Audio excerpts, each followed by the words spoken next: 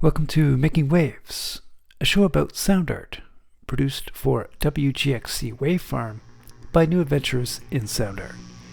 Right now you're hearing the beginning sounds of a performance of Sandpaper Hammock by Aliyah Aziz.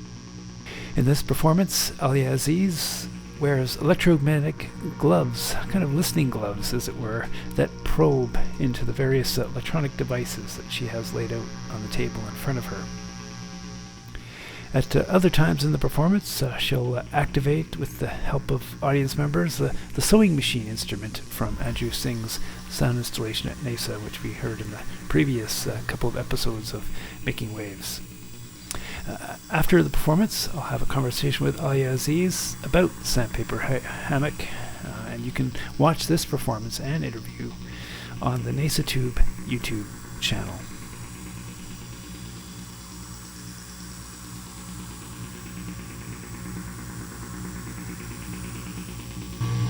Who remembers longer? The static, the screen, or the human being?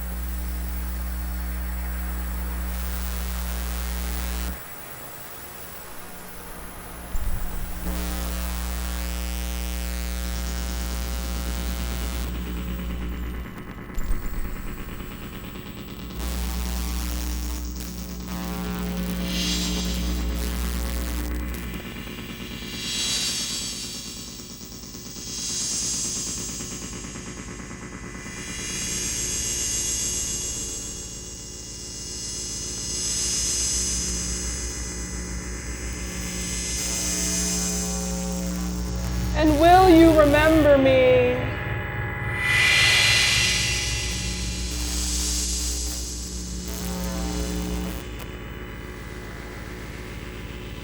By my skin,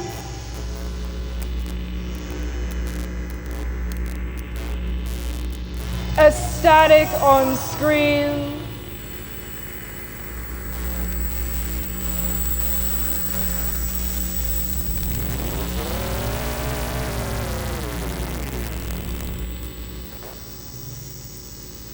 Or will my habit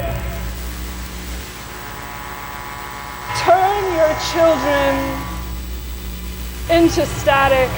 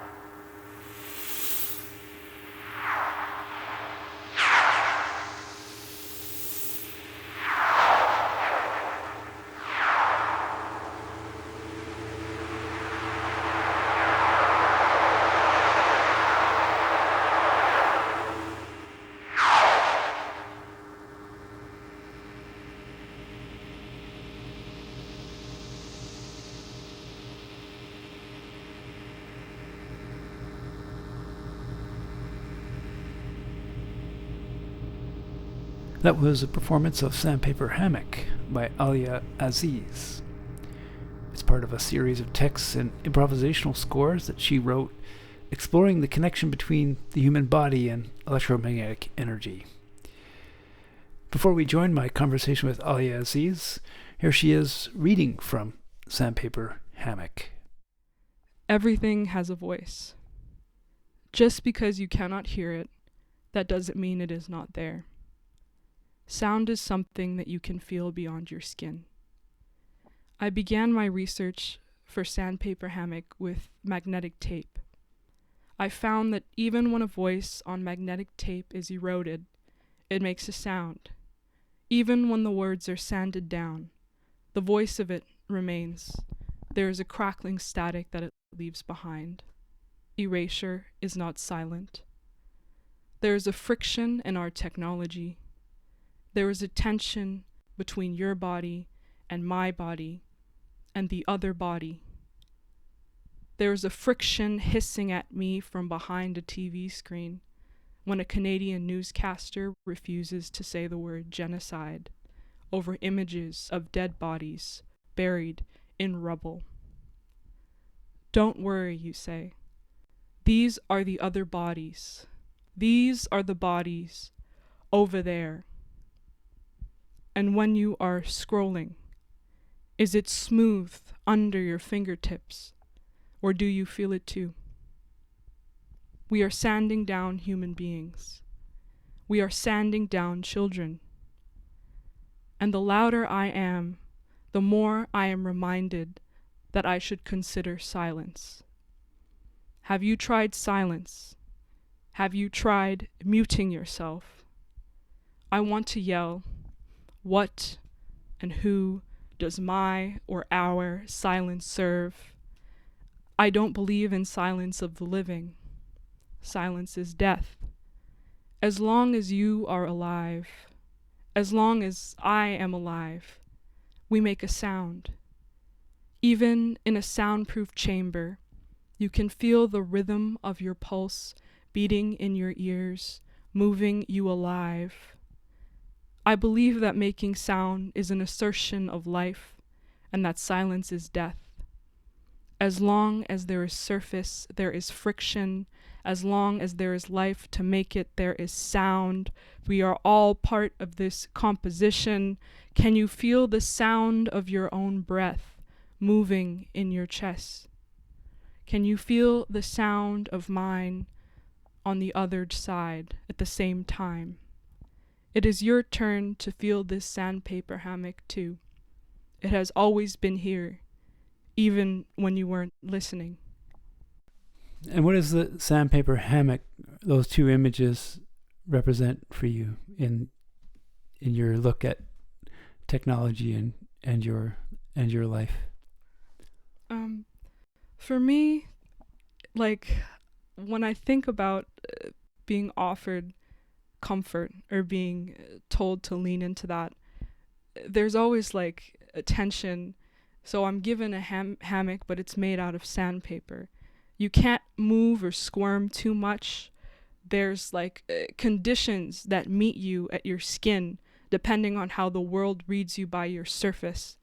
And when I think about sandpaper hammock, like what is personal about it to me is like, I know that I am acting in disruption in some ways, but sometimes I feel like the camera is the eye that disrupts my body, like as like a Muslim woman, as like, you know. And so the idea of sandpaper hammock, it came up a lot in when I was in art school. And I was also told, like, in order for us to listen to your stories, like, you should be promoting yourself by the hyphenations of your identity, by these things that you were othered by. And if it was my choice, yes. But a lot of times there was this extractiveness that in order for you to have acceptance as an artist, as a storyteller, you have to explain your difference by your skin.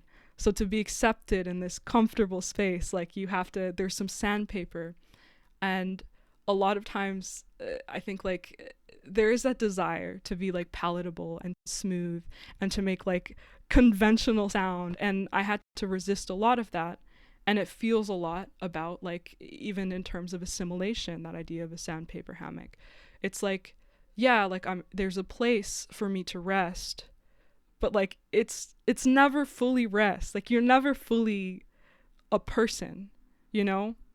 But I still have dreams. So it's like, I don't know if it's not so much as literal as maybe, I don't know. I leave it out, but that's how I feel about it. It's about my relationship to comfort and being held, depending on who you are or where you are and the conditions of being considered a person, if that makes sense. Yeah, I was just thinking of the fact, I mean, you're using radio waves and, electromagnetic energy, which is, auditory phenomena that you know, transducing down to human hearing. But a lot of your performances, I guess, have been witnessed in person as opposed to heard on the radio. And like here we're talking, we're seeing each other on a screen, but you know, the listeners might be hearing this on the radio, so they won't see, you know, what we look like. And I was interested in that play, that if you take out the visual, how does that, you know, how does that change the tension? Does that change the sandpaper? Yeah, for sure. And but I think I appreciate you bringing that up. I think it's really important that it's me standing there cranking up the discomfort. And I've had conversations even during my thesis where I've been told that like it would serve the work if I didn't take up space and I gave my poetry to random members of the audience and let them read my stories. And I think it matters that it is someone who looks like me who is making work like that. And I think it matters, like I have, one of the pieces is called Passing Static Person Screen. And in part of the work, I was also, this conversation came up about being viewed and that my relationship to that. And in the work, I have a CRT monitor and a live feed. And before I start, I turn the camera on the audience. And so where they sit, they are watching themselves watch me on a screen. So for me, being visible and having control over that in a way, or not control, but consent, being able to consent, it allows me to also be subversive. For me to be able to zoom in on the people watching me. And like, it's a dynamic, like, you know, it's not that I'm above them because I'm the performer, but it is also like we are experiencing this together. Like I'm asking something of my audience as much as they are of me. And so for me, it feels a bit like an exercise in empathy, that I can be there, that I can be visible, that I can, maybe I get in people's faces sometimes when I perform, like I'm there. But at the same time, like I have a say in that presence. You know, it's on my own terms. And I'm able to also, like, I like to try and include people in what I'm doing as much as I can, as part of that, if that makes sense. So the performance is as much about the social experience, the social encounter of you and the audience. Yes. So, for example, when I turn the camera on the audience, like a lot of times I do that, and then I sometimes create feedback on the screen. I distort their image. I've had people say, "Wow, I feel really uncomfortable, like being on the screen, like because I would set it up in a way that if you sit in the chair, like once the camera's facing, like there is a choice, but you're putting people on the spot." And some people are like, "Wow, like I made the decision to sit there in front of the camera, but it made me feel uncomfortable because people could see me. Like, why is that?" It's like we are sharing in that.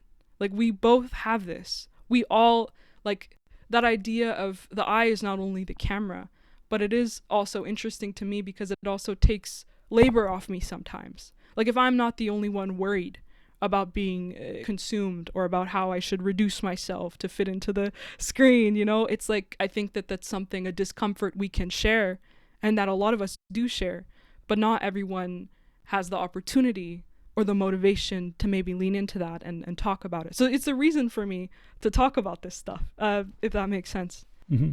Now, at the performance you did at NAISA, the situation was different in that the camera wasn't working for whatever reason or not picking up the audience. And so we didn't have that element, but you seem to have maybe addressed this aspect by including the audience in the performance, having them assist you with making some of the sounds and that kind of thing. So is that sort of part and parcel the same thing of if they're including them in the participation, even though the setup of the space was they're in the dark and you're in the light? Yeah, I appreciate this question. I see like most of my performances as an invitation of sorts, right? or like an offering. And I think like some of the works are more literal and have like the poetry I shared with you. And I also think that it's important to incorporate play and not have to only center like pain and my like suffering is the only reason why I listen. And so in that way, in allowing and extending that invitation, to me it also feels like the barrier again of a lot of folks are intimidated when they see a bunch of wires. And also this idea of the performer versus the audience, you know, I think we're all performers. And we become an audience together. Like I'm an audience with the audience, listening to the stuff. So for me, like it's an opportunity for people to have play. And I also I don't like to think of a hierarchy. Like even as an artist, even as a performer, I think we're all like experiencing the moment together. And so it was really a gift at NAISA to share that with people and to see their excitement and curiosity, because I think that's also really important when I'm talking about the stuff that I'm talking about, that there's curiosity and that there's balance, and it's not just like shock value and trauma for consumption, you know, because that still is a reduction of the human experience. So for me, that was one of the more like, I guess, that was one of the more playful moments. And that I hope that answers the question. I was thinking too, is that I mean, partly maybe on my suggestion, but the performance explored a lot of the sound aspects and musical aspects of electromagnetic, you know, activity, and the exploration of the different timbres and sounds, and the performance in many ways, like many variations within that realm. And it had very little of the poetry aspect and the theatricality, as it were. So I was interested in how that felt for you, and what you know, in reflecting back on it, were there any things that you noticed about it that, you know, maybe brought something different than maybe you might have done in the past, you know, in terms of how you evaluate what you do? To some extent, like I think I shift like depending on, because the original project, there's like 90 minutes long. Like I haven't published every piece of the story. It only exists on some cassettes. So I mean, for me, I think it's taking on and telling the stories that I'm telling. A lot of times I ask myself, like, who is this for? And at the end of the day, like, a lot of it is like for myself, like an extension of my expression. And so sometimes like just being in my personhood and the play, and I think I said only like maybe 2 lines. I was like, will you remember me like by my skin, or will you watch me as static on screen? There's also like a letting go that I am conscious of when I'm making work like this, because I can center myself, but there's also the piece of like connecting to what is bigger than me. And so the entire thing isn't that, but I do like to try and allow myself those moments. And it's actually hard to, because there is still that attachment to control, to being like, I must talk about this pain and this hurt. And it does, like a lot of the poems when I perform them, it's impactful, but I also, I cry, like I talk about, like there's a cry in my throat as I'm saying these things. And so for me, like it also is important to not always feel like the only way that I can take up space is by telling sad stories, because that's another condition sometimes of being accepted. Like if I'm gonna make a work that talks about my discomfort, how uncomfortable do I need to be all the time? So a lot of performances are different. They're different facets of personhood that I'm lucky to be able to take up space in so many different ways. It doesn't feel far from the spirit of it at all, no. So are there times where you can fight back against that expectation of providing a sad story? Yeah, and I try to. almost as much as possible. I don't take an opportunity, or I've said no to opportunities, or I believe it's important to be able to own our stories, or feel empowered in them.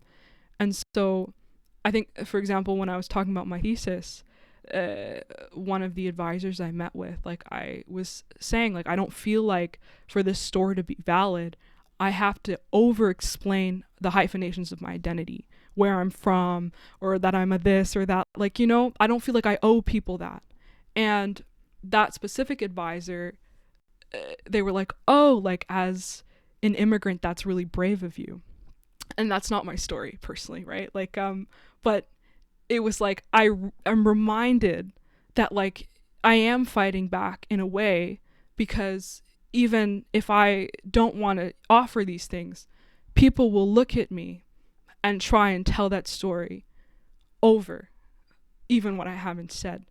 And so for me, like, sometimes not saying everything, sometimes not over explaining, like, that there's a confidence from that, because there's an acceptance that, like, I don't need to always be doing all of that to be seen as human and to have people just listen. My story doesn't have to have words. Sometimes I can just be there and share a feeling with someone, and that is really valuable to me. And that a lot of times I've been taught to market myself, and I know that that's a real thing, but in the arts marketplace, I've been encouraged that, like, you're not going to get opportunities if you don't write it out like you're this, and this is why what I'm saying matters. It's like, it does matter first. Yes, my identity is relevant, but I don't base it on a labor that I have to explain the value of my personhood. I let people in, and if they're curious and want to listen, then that's great. And if not, I'm not trying to win anyone over with the work.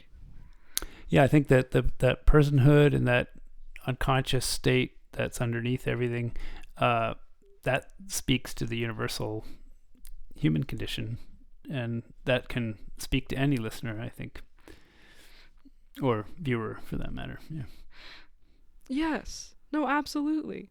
So I think it also is, sometimes in the arts world, there is a generation of hierarchy, or I would say like a false sense of hierarchy, where the idea is that you're encouraged sometimes to believe that you're special and you're the first one to do everything, and that everyone is special, you know? And the thing is, with the sound, the human condition, like, the things that connect us is, like, a lot of times, like, to stand up there and perform, I have to decenter myself. I have to some extent, surrender to sounds I cannot control and accept them for who they are and what they are. And that's, like, how I approach people. That's how that's how I feel inside.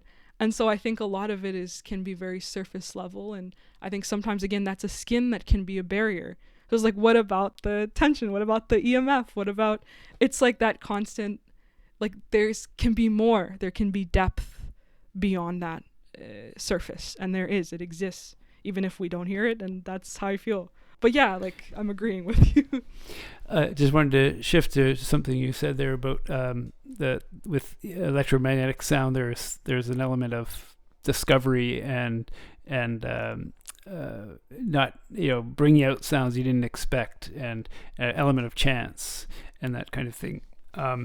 So I wanted to sort of maybe have you elaborate more on that, and how is that as a performer, and is this the only way to perform because of that element of surprise, or is it a sort of a byproduct that you tolerate? Ooh, I like this question.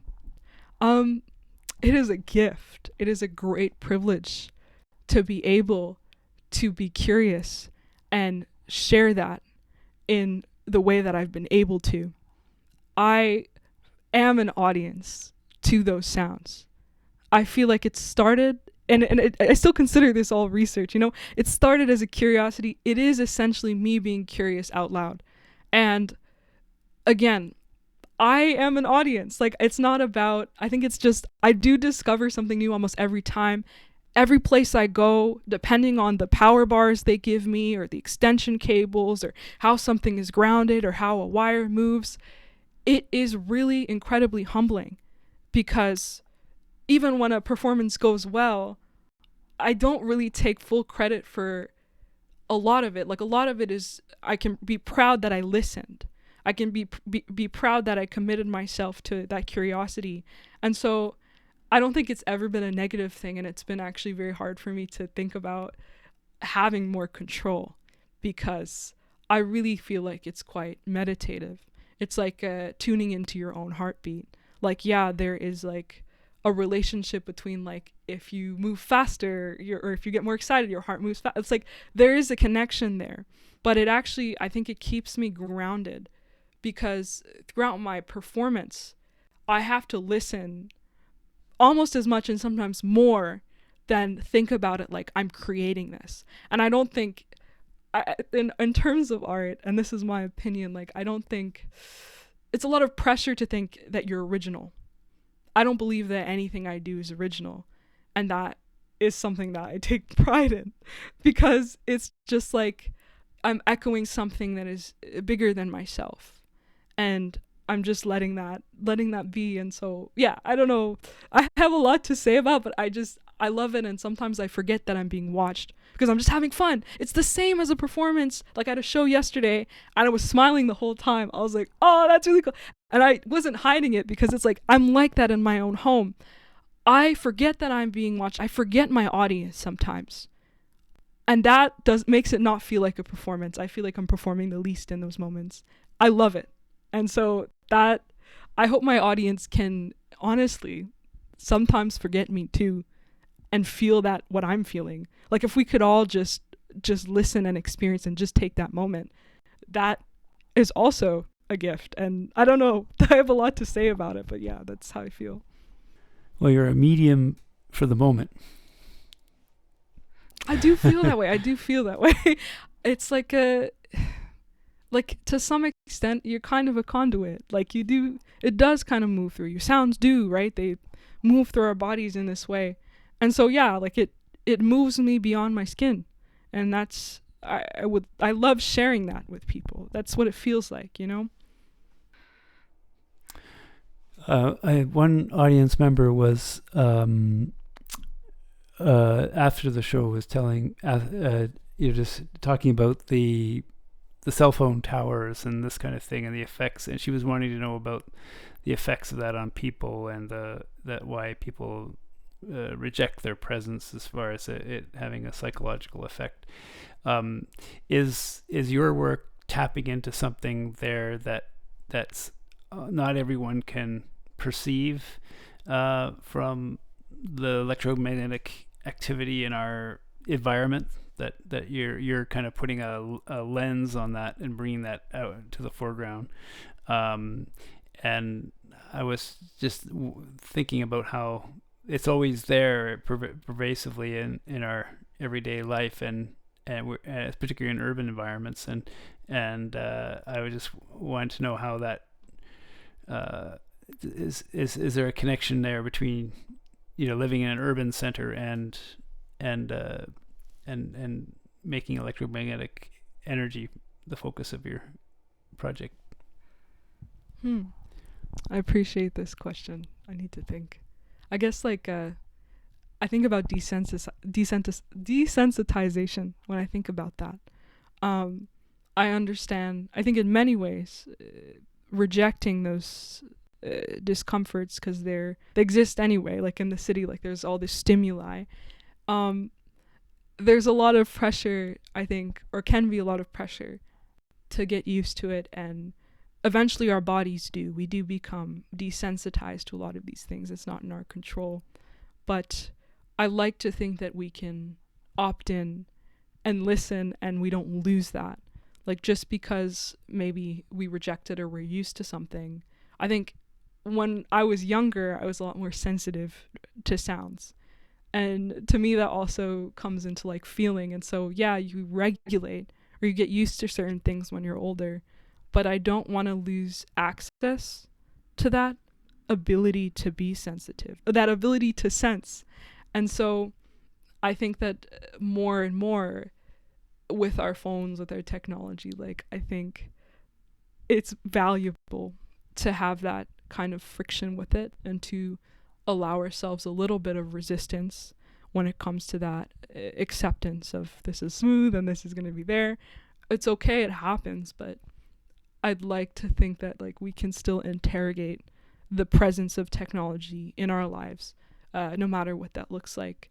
I think there's a naturalization that can sometimes be, that I think is something that's interesting and that I do think about a lot, is like, you know, it's never going to be nature. It's never, like, how natural is this, you know? And what are the implications of us accepting this? What is it replacing? Like, I think I talked to you about the sounds of birds playing in a park in Qatar, and like Espire Park on a loop, and that idea of like, yeah, like, it's pleasant, and most people will think that it's like these are real birds, but also, like, what are the implications of just playing the birds through a speaker, and eventually, and now we can replicate those, we can generate those sounds out of nothing. Like, what happens when we stop asking questions about, like, the difference between the source, where it's coming from, interrogating that? That's, I don't know, it's a bit of a spiral for me, but I think there's always two sides, and I think it's okay to be sensitive about it. I think that I don't want to lose that. In 20 years' time, what are the problems and situations you imagine facing?